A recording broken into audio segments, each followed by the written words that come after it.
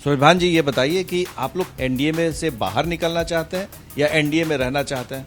हम तो एनडीए में ही रहना चाहते हैं। जो चीज़ बंद कमरा में होना चाहिए था, जिससे कि जो पब्लिकली बीच में है, से तो पूरे एनडीए को नुकसान हो रहा है। कहाँ चिराग पासवान जी है, कहाँ हमारे रामविलास पासवान जी। लेकिन सम्मान अगर चिराग पासवान को मिलेगा तो मुझे बुझाता है कि जिससे सब लोग, सब परिवार एक जगह बैठेंगे तो रास्ता हल निकल जाएगा। केंद्रीय मंत्री रामविलास पासवान ने अपनी पूरी राजनीतिक विरासत चिराग पासवान को सौंप दी। रामविलास पासवान के बेहद खास और लोक जनशक्ति पार्टी के नेता सूरजभान जी हमारे साथ हैं। सूरजभान जी, ये बताइए कि आप लोग क्या चाहते हैं? एनडीए में से बाहर निकलना चाहते हैं या एनडीए में रहना चाहते हैं? हम तो एनडीए में ही रहना चाहते हैं, पूरे एनडीए। जिससे कि अगर एक होकर लड़ेगा तो 200 सीट से ऊपर जिससे कि बिहार में आएगा, ये सब लोग कर रहे हैं।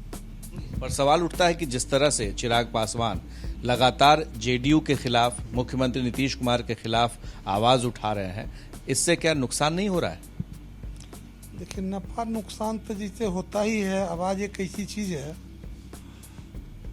उनको समझ है कि हम जो बोल रहे हैं सो बिहार में जिसे ये नहीं हो रहा, आगाह कर रहे हैं। और इससे तो नुकसान कुछ तो वोटर पर हो ही रहा है। जो चीज़ बंद कमरा में होना चाहिए था, जिससे कि जो पब्लिकली बीच में है, नहीं, ये बंद कमरा में होना चाहिए। इससे तो पूरे एनडीए को नुकसान हो रहा है। ये नहीं कि जिससे चिराग पासवान को नुकसान हो रहा है, भाजपा को हो रहा है या नीतीश जी को हो रहा है, पूरे एनडीए का हो रहा है। लेकिन फ्लड भी आया तो उसका आवाज़ उठाया, उसको बंद कमरा में कहते। बिहार कोई नई जगह नहीं थी। कोरोना पूरे दुनिया में छा गया था। ये जरूर था कि हर चीज़ का जैसे इस चीज़ को कहते, लेकिन उन्होंने जैसे कहे, और नीतीश जी ने भी बहुत अच्छी तरह से प्रत्यय अमृत जी को बनाया। और कोरोना जांच जिससे 10,000 से धीरे धीरे बढ़ते बढ़ते लाखों लोग होने लगे। ये सब तो मुद्दा ही जिससे कि अलग है। आपको लग रहा है कि कोई फॉर्मूला निकलना चाहिए, बातचीत होनी चाहिए, क्योंकि बातचीत हो नहीं रही है?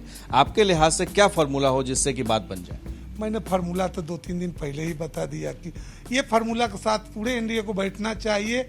और जब वातावरण बनता है तो ही अति करने का, नहीं बनता है तो हमने थे जैसे कि 16 तारीख को मीटिंग में हुआ कि नहीं अगर अति होता है तो 143 पर मंथन चल रहा है कि हम 143 पर उम्मीदवार उतारे।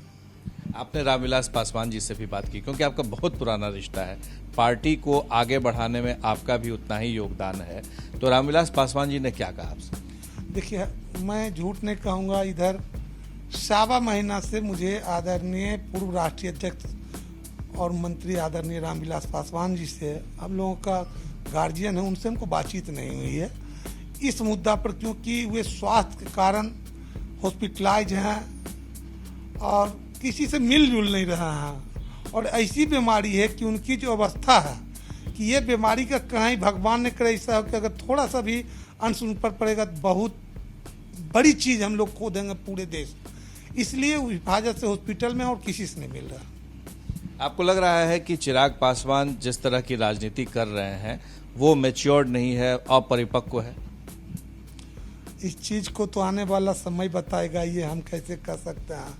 लेकिन ये तो जरूर नहीं है कि कहाँ चिराग पासवान जी है, कहाँ हमारे रामविलास पासवान जी। आसमान जमीन का तो सोच का अंतर होगा, क्योंकि उम्र के साथ ही आदमी परिपक्व होता है।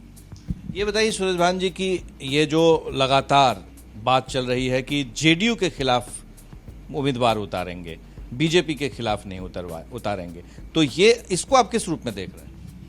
ये आने वाला समय बताएगा। लेकिन मेरा ये सोच जरूर है कि पूरी जदयू और भाजपा भी पूरी सम्मान दे लोजपा को और एनडीए गठबंधन बरकरार रहे। मेरा व्यक्तिगत ओपिनियन ही है। आपको लग रहा है कि अगर ऐसी परिस्थिति पैदा होती है कि सिर्फ जेडीयू के खिलाफ में चिराग पासवान उम्मीदवार उतारेंगे, तो क्या यह संभव होगा? क्या राजनीति में आपको लगता है ऐसा हो सकता है? ऐसा होता नहीं है। ऐसा होता है कि मेरी कुश्ती 1 सीट, 2 सीट, 4 सीट पर होती है कि यहाँ किसी दल के बड़े लीडर प्रचार में नहीं जाएंगे इस तरह का। लेकिन सम्मान अगर चिराग पासवान को मिलेगा तो मुझे बुझाता है कि जिससे सब लोग, सब परिवार एक जगह बैठेंगे तो रास्ता हल निकल जाएगा। आपने फॉर्मूला दिया था कि 36 सीट एलजेपी को मिल जाए और बाकी सीटें वो लोग को मिल जाए, लेकिन ये एक अजब सा बयान आया है कि बीजेपी को अब यहां पर ज्यादा सीटों पर लड़नी चाहिए लोक जनशक्ति पार्टी की तरफ? देखिए, राष्ट्रीय अध्यक्ष हैं, उनको जो थी करने का हम उन पर कुछ बोल नहीं सकते हैं, लेकिन प्रधानमंत्री आ रहे हैं, ये आपके गृह मंत्री बहुत पहले कह चुके हैं जैसे कि किसको नेतृत्व में चुनाव लड़ा जाएगा, ये तो अलग मुद्दा है। यहाँ मुद्दा है चिराग पासवान का स्वाभिमान का, लोजपा के स्वाभिमान का, और सब परिवार जब बैठ जाएंगे तो मुझे पूर्ण विश्वास है कि ये मुद्दा हल हो जाएगा। परिवार जब एक जगह बैठता है, गीला शिकवा एक दूसरे के पास करता है तो। पर सूर्यभान जी, ये तो साफ दिख रहा है ना कि बीजेपी कह रही है नीतीश कुमार होंगे मुख्यमंत्री पद के उम्मीदवार, जेडीयू के नेता ऑलरेडी हैं, पहले से मुख्यमंत्री हैं, तो ऐसे में चिराग पासवान का कहना कि बीजेपी चाहे जिसे भी बना दे। अरे बिहार की जनता जिसे चाहेगा उसे बना देगा। सूरजभान जी, बहुत सारी बातें वो कह रहे हैं, कुछ कम शब्दों का इस्तेमाल कर रहे हैं, लेकिन गहरी बात भी रख रहे हैं। वो जमाना था धरती गूंजे आसमान, रामविलास पासवान, वो नारा था, और आज फिर से लोग उसी नारे को की तरफ देख रहे हैं। हालांकि वो अस्पताल में इसलिए बात नहीं हो पा रही है, पर सूरजभान जी ने अपना एक फॉर्मूला दे दिया है। चिराग पासवान को तय करना है कि आगे एनडीए में किन शर्तों पर रहना है। हमारे सहयोगी अवध के साथ Prakash Kumar, ABP News, Patna. ABP News आपको रखे आगे।